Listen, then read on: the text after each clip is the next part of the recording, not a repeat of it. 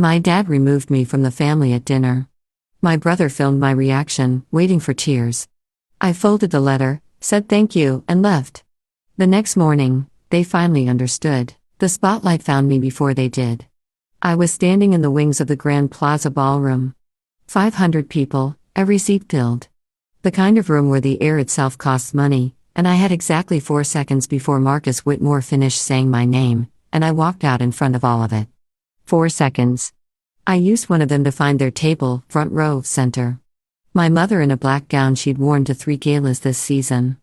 My father beside her, jaw set, the way it always was when he was about to be proven wrong and hadn't accepted it yet. My brother Ryan with his phone already up, already recording, because recording things was the only way he knew how to experience them. 14 hours earlier, I had been the family disappointment, a floor manager at a restaurant, $31 years old, $65,000 a year, an embarrassment they'd finally gotten around to making official. 14 hours. I buttoned my jacket, stepped into the light, and walked to the podium. My mother's champagne glass hit the table so hard it shattered. I didn't flinch. I adjusted the microphone, and I smiled. To understand February 28th, you need to understand the Dixon family, and to understand the Dixon family, you need to understand that money in our house was never just money. It was language. It was proof. It was the only unit of measurement anyone trusted. My father, Gerald Dixon, built a commercial real estate portfolio over 30 years that now generates somewhere north of $500 million in annual revenue. He did it through a combination of genuine intelligence, ferocious work ethic, and a complete inability to respect anyone who operated below his altitude. He is the kind of man who shakes your hand and simultaneously calculates your net worth. He has been doing this so long he doesn't know he's doing it anymore. My mother, Christine Dixon, runs the Dixon Family Foundation, a charitable organization worth approximately $50 million that funds arts education and community development programs across the Pacific Northwest. She is photographed at galas. She gives keynote addresses about empathy. She has in 32 years of marriage never once told my father he was wrong about anything in front of another person. My brother Ryan, 34, recently closed a $200 million acquisition of a regional logistics company. He has my father's handshake and my mother's ability to perform warmth without feeling it. He started recording family moments on his phone approximately 4 years ago when he realized that other people's discomfort generated engagement, and me, Gabriel Dixon, Gabe, the second son, the one who studied hospitality management at Cornell because he genuinely loved the industry and not because it impressed anyone, which it didn't. The one who took a floor manager position at Renata, a well-regarded but not famous Pacific Northwest restaurant because he wanted to learn from the ground up, the way his father always claimed to respect but never actually did when applied to his own children. The one making $65,000 a year while his family controlled $750 million. I had been at Renata for 4 years when the first thing happened, the thing none of my family ever gave me credit for, the thing that, it turned out, someone else had seen clearly from across a crowded room. It was a Thursday evening in June, 8 months before my birthday dinner. The restaurant was full, every table, the bar 3 deep, the kind of controlled chaos that a good floor manager lives inside like weather. I was running the room when Diane, our assistant manager, grabbed my elbow near the service corridor. "Takahashi-san is here," she said. I knew the name, Kenji Takahashi, CEO of Takahashi Logistics, Japan's 4th largest shipping company, a man whose company my father's firm had been courting for 2 years for a joint development deal worth somewhere in the neighborhood of $2 million. He was visiting Seattle for a conference. His team had made a reservation 3 weeks in advance. "Great," I said. "Table 4 is ready." Diane's face told me everything before her mouth did. "Table 4 got double booked," she said. "The Hendersons are already seated. Jerry gave it away an hour ago and forgot to log it." The room got very quiet around me. Not actually quiet, the restaurant was loud, but the specific internal quiet that arrives when you understand the size of what's in front of you. Takahashi-san was at the host stand. He had 2 senior executives with him. He had traveled 14 hours. His table did not exist. He saw me moving toward him, and his expression shifted, not to anger, not yet, but to the cold, evaluating patience of a man who has been failed before and is waiting to see how badly he'll be failed this time. Our general manager, Paul, was frozen near the bar. I could see him calculating the exit. I stepped forward. I bowed, correctly, the right depth, held the right beat, and then I apologized in Japanese, not textbook Japanese, not the kind you learn from an app, the kind I'd spent 2 years learning after Cornell because I'd identified the Pacific Rim market as the future of Pacific Northwest hospitality and decided to be ready for it before anyone told me to be, the kind that communicates in its register and its vocabulary. Not just, I'm sorry, but, I understand the specific nature of how we have failed you, and I take it seriously. Takahashi-san's expression shifted again. Something opened in it. I moved him and his team to our private dining room, a space we reserved for special occasions, not typically available on a Thursday.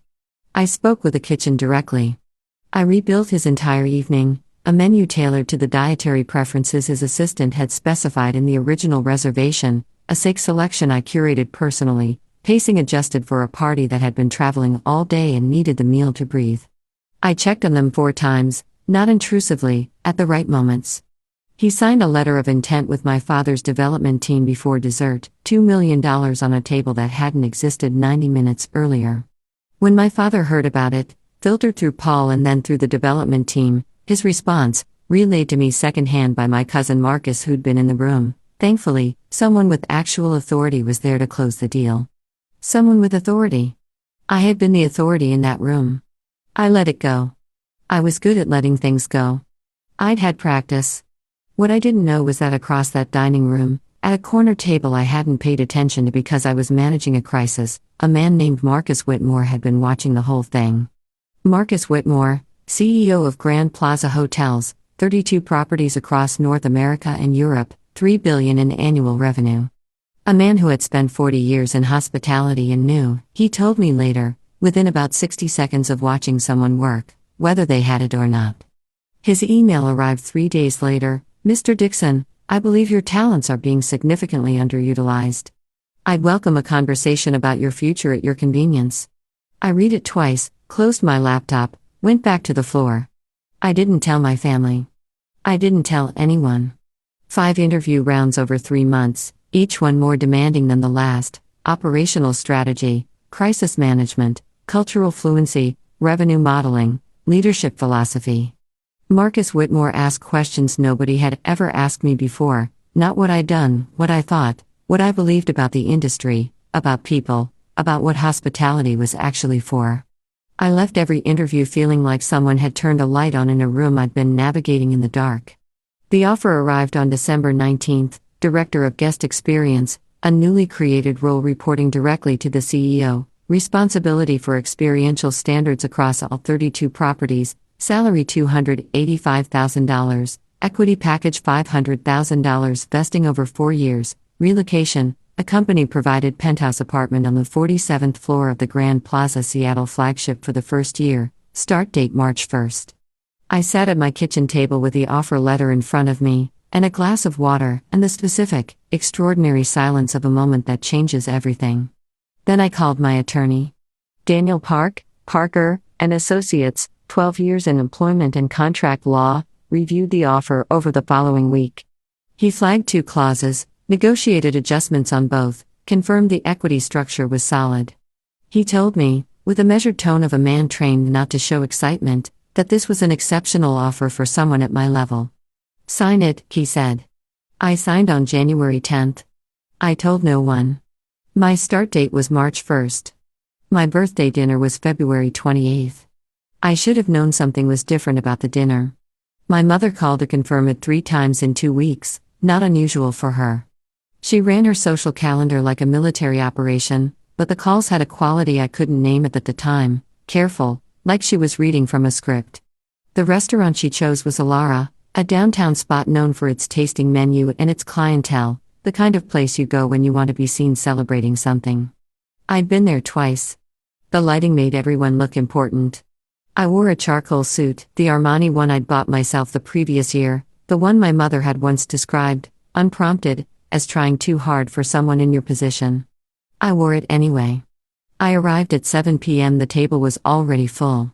My parents, Ryan, my Aunt Patricia, my Uncle Thomas, my cousin Jennifer, 6 people for a birthday dinner, which was 2 more than usual.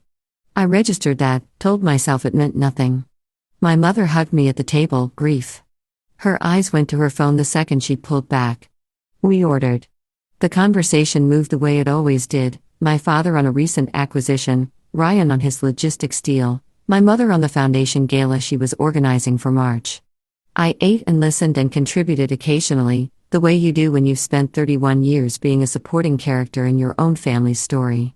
Dessert came, and then my father reached inside his jacket and placed a gold envelope on the table in front of me, heavy paper, my name on the front in printed type, not handwriting. He was smiling. From all of us, he said. My mother looked at her hands. Ryan raised his phone. I picked up the envelope. The letter was 2 pages, single-spaced. It had clearly been written with legal assistance. The language was precise in a way that personal letters aren't.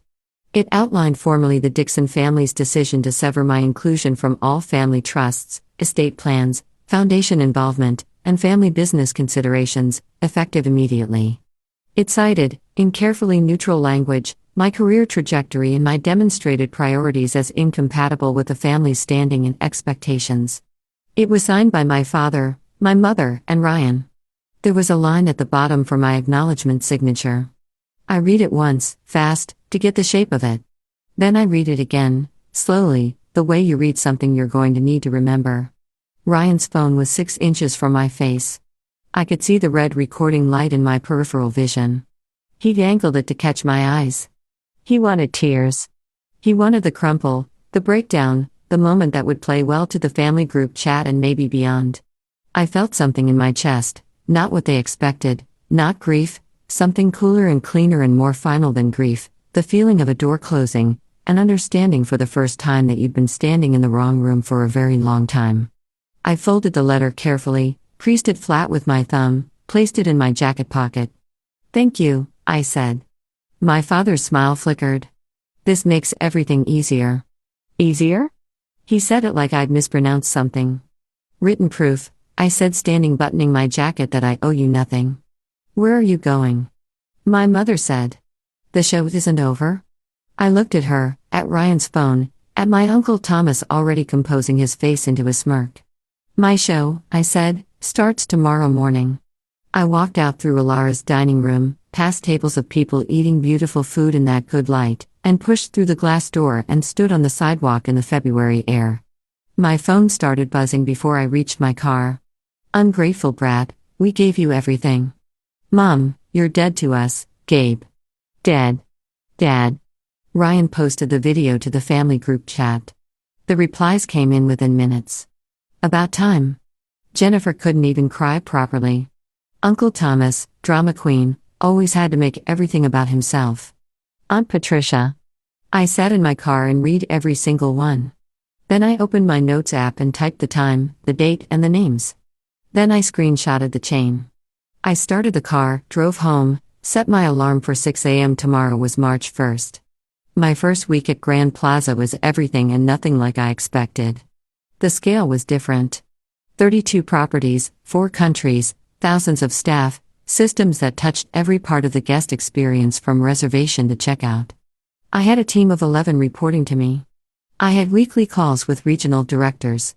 I had an office on the 31st floor with a view of Elliott Bay that I stood at for approximately 4 minutes on my first morning before I made myself sit down and get to work. Marcus Whitmore ran his organization the way the best operators do. Clearly, directly, with high expectations and genuine investment in the people meeting them. In our first one-on-one, he told me, "I don't need you to be impressive. I need you to be right." I understood what he meant. I'd spent my career being dismissed by people who confused performance with competence. I knew the difference. I was good at the job. I had always been good at this kind of work. The difference now was that the work was seen. My colleague and peer director, Sandra Oh, no relation, she joked every time someone asked, had 15 years in luxury hospitality operations, and became, within the first 2 weeks, the most useful professional relationship I'd ever had. She knew where everybody was buried in the organization, told me without being asked, and expected the same in return. We worked well together. My executive assistant, Tom Briggs, Was 26 and terrifyingly organized and had a gift for anticipating what I needed approximately 30 seconds before I knew I needed it. And on March 8th, Marcus called me into his office and told me about the gala.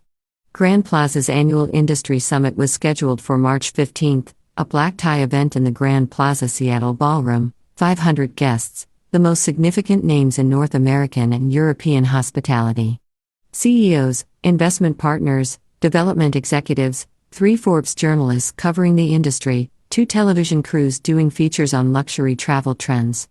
It was also, Marcus told me, the event my mother had been on the organizing committee for since January. The Dixon Family Foundation had co-sponsored the charitable component of the gala, $75,000 toward arts education programs announced in December. My mother had been involved in planning meetings for 8 weeks. She had a front row seat reserved. She had absolutely no idea I worked there. I knew because I'd kept the job quiet, deliberately, privately, with the same careful containment I'd given the entire interview process. But I also knew because my mother, had she known, would have immediately made it about herself, would have called my father, would have called Ryan, would have begun the process of inserting the Dixon name into my achievement before I'd had a chance to own it myself. I sat across from Marcus and thought about the letter in my jacket pocket, the one I'd folded carefully, the one with 3 signatures. "Marcus," I said, "can I tell you something about my family?" He leaned back. "Tell me." I told him everything. The years at Renata, the Takahashi evening, the letter, the text, the video Ryan had posted, which had by then been shared beyond the family group chat, and had accumulated a modest audience of extended family members and colleagues who'd all weighed in on my inability to cry correctly. Marcus listened the way he always listened, completely, without performance. When I finished, he was quiet for a moment. Then he said, "The keynote address on March 15th, I was planning to deliver it myself. I'd like to offer it to you." I looked at him. "The industry needs to hear about what happened at Renata that June evening," he said. "The Takahashi recovery. I've been telling that story in private conversations for 8 months. It should be told publicly, with you at the podium, by someone who was there." He paused. "Unless you'd prefer I continue giving you credit in rooms you're not in." I thought about my father's response when he'd heard the story. Thankfully, someone with actual authority was there to close it. "I'll take the keynote," I said. The week before March 15th was the most focused 7 days of my professional life. I worked with Marcus's communications director, Helen Carr, 20 years in corporate communications, the kind of woman who could restructure a speech in real time and make it sound like you'd always meant to say it that way, to shape the address. I knew the story. I knew the industry. What Helen gave me was architecture, how to enter a room with 500 people and speak to all of them individually. I rehearsed in the empty ballroom on the 12th and 13th. I stood at that podium and looked at 500 empty chairs and I spoke. I did not call my family. I did not send word. I did not prepare them. On the evening of March 14th, Daniel Park, my attorney, sent me a brief email. "Gabe, one thing before tomorrow. The letter you received on February 28th, depending on its specific language regarding the family trusts and estate, you may wish to have it formally reviewed. If the exclusion was executed without proper estate documentation, it may be legally incomplete. Worth a conversation when you have time." I filed that away. Tomorrow first, March 15th. The Grand Plaza Ballroom at full capacity is one of those rooms that has a sound even before anyone speaks. The layered hum of 500 conversations, crystal, movement, the specific frequency of a room full of people who matter in their industries and know it. I was in the wings at 7:52 p.m. Tom had texted me at 7:41, table 3, front row, 3 of them. I didn't look then. I looked from the wings carefully before the house lights shifted. My mother, my father, Ryan. My mother was working the room even from her seat, turned sideways, talking to the woman beside her, doing the things she did at every event where she made sure the right people knew she was present. She'd been on this organizing committee. This was her gala, too, in the way she experienced most things, adjacent to the center, close enough to claim it. I watched Ryan's phone come out. He was photographing the program. I watched the moment his eyes moved to the keynote listing. I watched his face. He leaned to my mother, showed her the program. I couldn't see her expression from where I stood, but I saw her hand come up and grip the edge of the table. I turned away from them, face forward. Marcus stepped to the podium. He spoke for 4 minutes about the industry, about the past year, about what Grand Plaza was building. Then he paused. 8 months ago, he said, I witnessed something in a restaurant in this city that I have been describing in private ever since as one of the finest examples of hospitality leadership I have seen in 40 years of this industry. The room settled. A senior executive of a major Asian logistics firm arrived at a restaurant to find his reservation lost. The manager on duty froze. Every second of inaction was a second closer to a crisis that would have cost a $2 million business relationship, and more importantly, would have confirmed to a guest that he didn't matter. He paused. One person stepped forward. He bowed correctly. He apologized in fluent Japanese, not as a performance, but as a genuine act of cultural respect. He rebuilt the entire evening. He turned a failure into a relationship. Moved. It found me. Ladies and gentlemen, Marcus said, our keynote speaker, Director of Guest Experience, Grand Plaza Hotels, Gabe Dixon. I walked out. The room erupted, not politely, genuinely, the way a room responds to a story that has already moved them before the speaker reaches the podium. I did not look at their table first. I looked at the room, at the journalists, at the cameras, at 500 faces seeing me, not the Dixon second son, not the restaurant floor manager, not the disappointment in the gold envelope, but exactly who I was. Then I found them. My father's mouth was open, not performing, genuinely open. The expression of a man whose model of reality has just been publicly revised. Ryan's phone had fallen to the table, the screen was up, recording the tablecloth. My mother had the program in both hands, crumpled, the way you hold something when your hands need something to do. I stepped to the podium. I adjusted the microphone. I smiled, and I began. I spoke for 22 minutes. I talked about the Takahashi evening, not by name, with his permission obtained through Marcus 2 weeks prior.